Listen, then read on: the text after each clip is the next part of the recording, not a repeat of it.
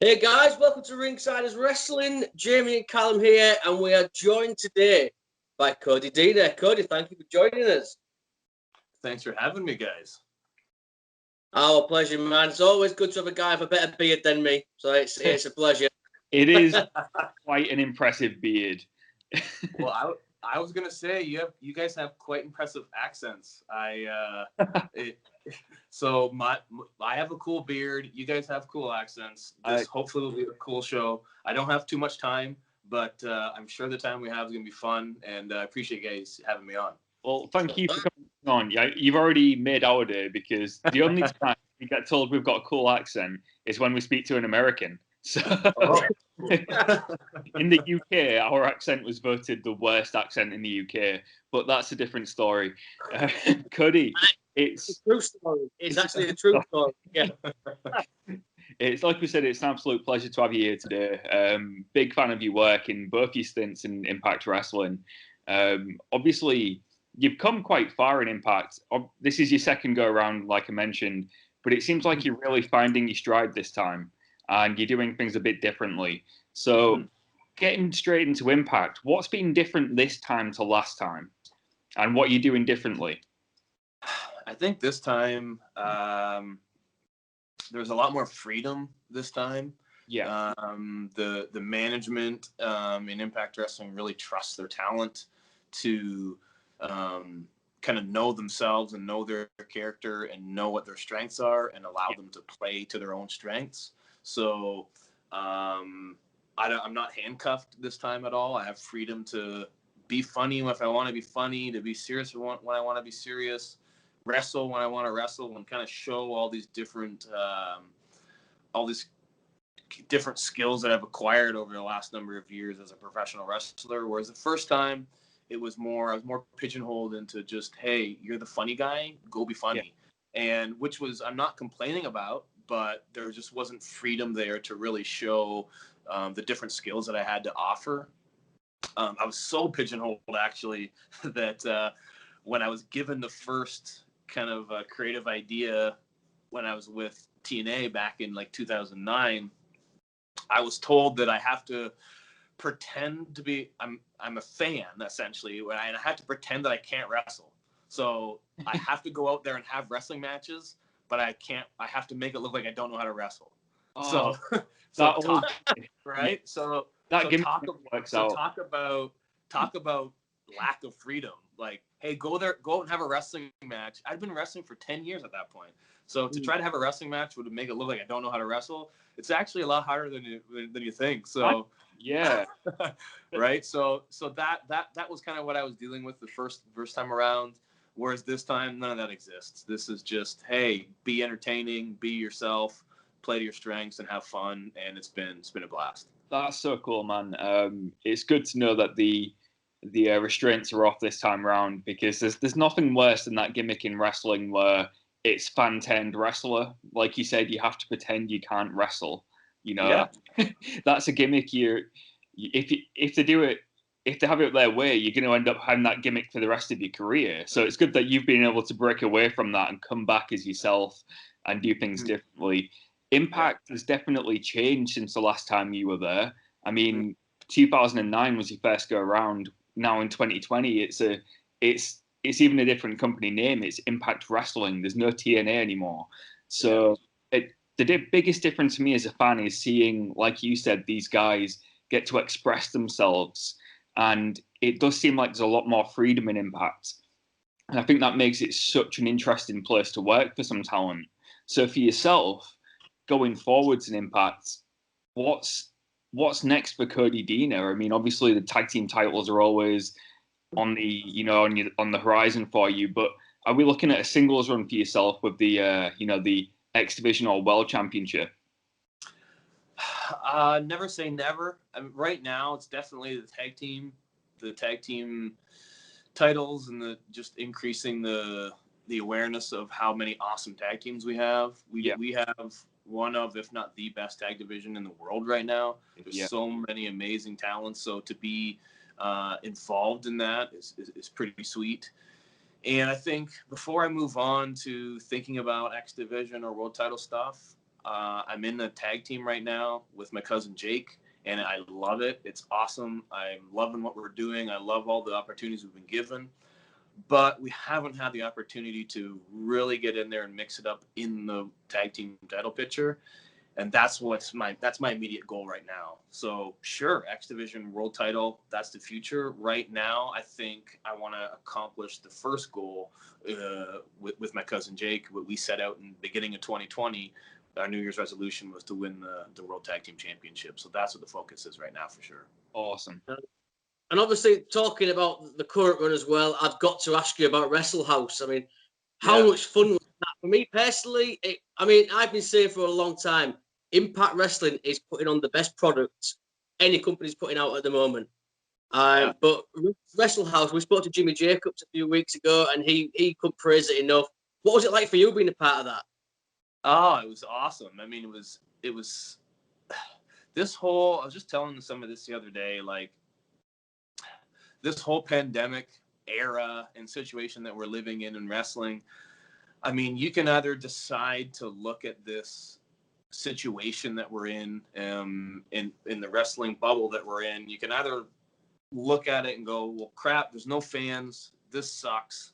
I just want to be the way it was, which is all of us are feeling that way. I want there to be an audience. I want there to be a crowd, but there isn't, and we can't. So what positive, new, interesting kind of ideas and concepts can we come up with while we're in this situation that we're in? And Wrestle House is that perfect example of let's try something different. Let's take this crazy idea and throw it up against the wall and see if it sticks. And in this case, after I filmed it, and we filmed it in a really short amount of time, by the way. I have friends that are that work in movies and television and in Hollywood. And when I told them how much content we filmed in one day, it blew their freaking mind. They were like, they didn't even think it was possible that we did what we did, but that just speaks to the talent that was on the show. And the professionals that we had that were working there was amazing. But somebody asked me after we filmed, someone that wasn't on Wrestle House, some other guys on the roster were like, how was that? And my answer to them was, well, this is either going to be one of the most awesome things that is going to happen on the show, or it's going to be absolutely terrible. Yeah. And I have no idea. I had no idea. But like I said, it was something that the creative team and the talent was able to throw up against the wall. Let's see if it sticks. And I think it stuck. Like the feedback was amazing. And it's not everybody's cup of tea. I realize that. The talent realized that. The creative team realizes that. But it was different. It was entertaining at a time when different and entertaining is needed. So I thought it was awesome. I loved it, and obviously I've got to ask as well. One of the guys that was involved, me and Callum have had the pleasure of meeting him. Tommy Dreamer. What was it like working with Tommy Dreamer on that? Tommy Dreamer is one of those guys. He's like a breath of fresh air. You know, sometimes when you're coming up in wrestling and you kind of meet your heroes. When I was a teenager, I mean, ECW was awesome. I loved it. Tommy Dreamer was one of those guys. And unfortunately, I've met some guys that I looked up to when I was younger, and you meet them and it's disappointing. And then you realize that's why they say never meet your heroes, because sometimes they end up being not as what you expected. Whereas Tommy Dreamer is the opposite. Tommy Dreamer, like I met Tommy Dreamer the first time and immediately liked him. And he's just awesome. There's so many people, you'll meet so many guys, and I've met so many guys and girls that are like, Tommy Dreamer is my wrestling dad. He's everybody's wrestling dad because he's just that guy that wants to be a locker room leader, wants to pass on his knowledge, loves wrestling. He's still a fan. It's like talking to like the 5-year-old version of me that just loves wrestling, and he's still the 5-year-old version of himself, and he still loves the same wrestling he loved when he was a kid, just like I do. Like I could just talk to Tommy Dreamer about wrestling for hours. So being on the Wrestle set with him was just awesome, and getting to do that, and I get to do that every time I go to Impact Wrestling TVs. I'm always talking with Tommy and just talking wrestling, and he's become a really good friend of mine, and happy and really surreal when I look back actually on my 15-year-old self. Tommy Dreamer is my friend. But yeah, he is. He's my buddy, and he's awesome. Yeah, we met him at Starcast at the signing. Got a photo, got an autograph, and we were the last ones there. And he didn't have to do it. He took about 20 minutes of his time just talking to me and Callum about wrestling in general. That's what I love about Tommy is, at the end of the day, he's a fan. That doesn't surprise me in the slightest. I love him. He's such a cool guy. Yeah, he's awesome. But obviously, talking about heroes, I've got to ask as well, go back to your first run. What was it like working with Hogan? I mean, because I grew up a Hulkamaniac. Okay, so that's actually that's a kind of a crazy part of my story, and one that I bring up when I actually do public speaking, which a lot of people don't realize I'm doing now. I do public speaking. I go into schools and I do presentations. I'm not going to schools right now because of the pandemic, but before I was starting to go into schools and do motivational speaking. It's kind of a second career that's landed on my lap just a couple years ago. And one of the things that I talk about is how trying to overcome adversity and when things don't go your way. And yeah, I was a huge Hulkamaniac, a huge Hulk Hogan fan. And I actually got fired from Impact Wrestling 2 weeks before Hogan showed up. So I did not meet my hero. I did not work for my hero. That opportunity just destroyed me at the time. So I never met him. Was that Feast or Fired? Pardon me? Was that on the Feast or Fired match? Yeah. So that was that day. The Feast or Fire. That was like a real thing. That was we got released, and I was one of a handful of guys that were getting released at the time. There was a couple different guys that they were going to let go, and I ended up being one of those guys, unfortunately, that was let go. And it got mixed into the Feast or Fired angle, but I was going to be released regardless of what was happening with the match. And yeah, it was like 2 weeks before Hogan was coming. So I mean, that destroyed me. But what I tell the kids when I go into school, I mean, I've always preached the idea of you got to focus on the positive rather than the negative. So I could have went home and decided, and focus on the fact that I lost my childhood dream job before getting to meet my childhood hero.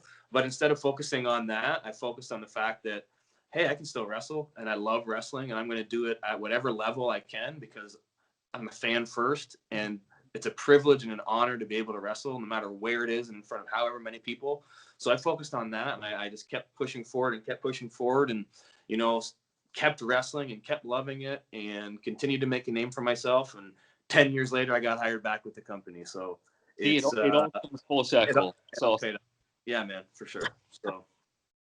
That's amazing. And obviously, I know you don't have much time, but I feel like we're going backwards. We're starting at now and we're going back. I was reading the story about, obviously, tell us about the WWE tryout. You faced Kurt Angle.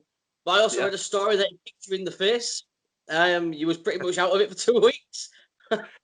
Yeah. So that was an interesting day. That was a day, ever since I was a young kid, I just wanted to wrestle in a WWE ring, and that day I got to do that. I got to do it with somebody like Kurt Angle, an amazing talent. Another guy that you meet him. I met him, and he was just such a pleasure. He was so awesome. But yeah, I always tell people, and you've heard this phrase before, like it ain't ballet. Things happen. Things happen in that ring, and things don't always go as planned.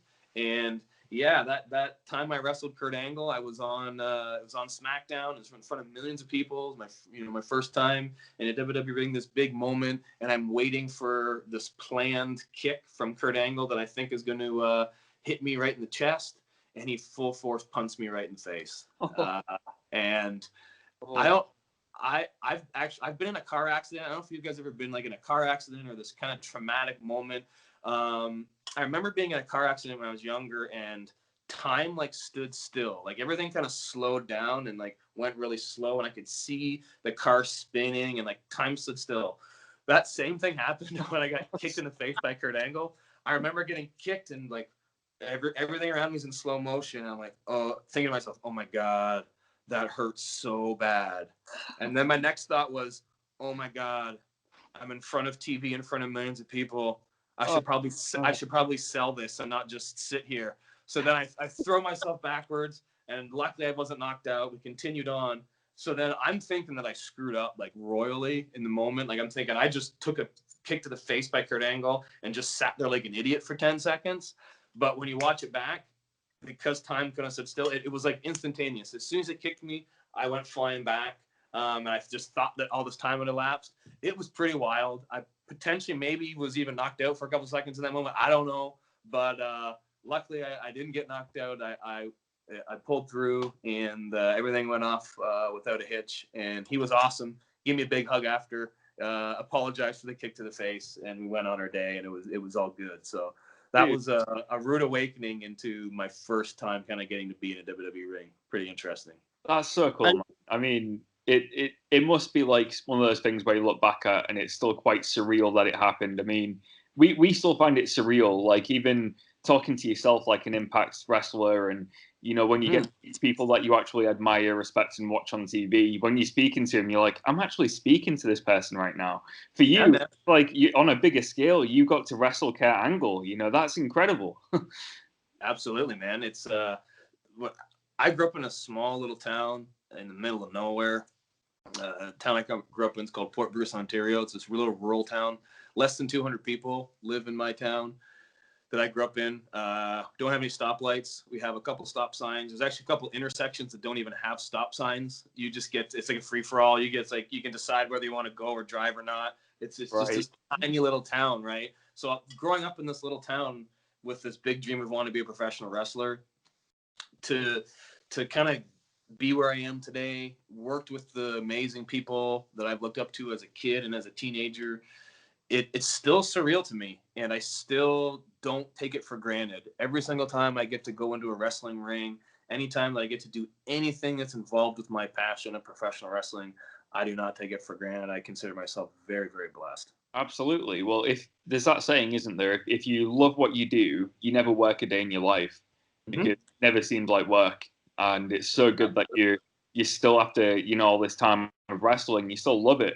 You still got the passion for it, because I imagine it's just the best job in the world to do. It is, man. Best job in the world. So yeah, I just want to go and live in your town now. That sounds perfect. 200 people. That sounds great. I would love that so much. But obviously, before we let you go, obviously I know you've not got much time, but tell us about the Giver charity, your charity.